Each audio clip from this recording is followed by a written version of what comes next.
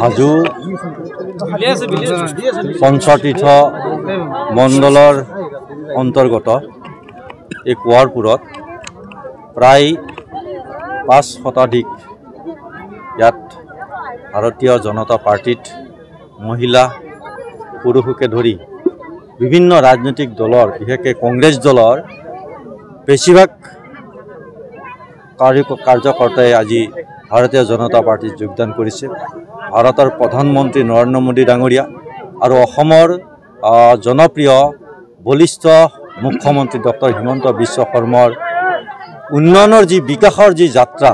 এই যাত্ৰাৰ প্ৰতি আস্থা আৰু বিশ্বাস ৰাখি আজি সংখ্যালঘু অধ্যুষিত এই অঞ্চল 100%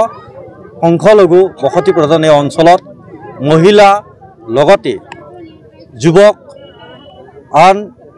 পুৰুষসকলেও ব্যক্তিসকলে আজি ইয়াত যোগদান কৰিছে আৰু দলে বলে যোগদান কৰিছে। এইটোৱে ভাৰতীয় জনতা পাৰ্টিৰ আজিৰ সময়ৰ এই পৰিৱেশ যে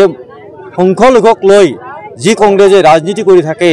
সেই কংগ্ৰেছৰ ৰাজনীতিৰ প্ৰতি ঘৃণা ভাৱ দেখুৱাই আজি এই সমগ্ৰ এই অঞ্চলটো এটা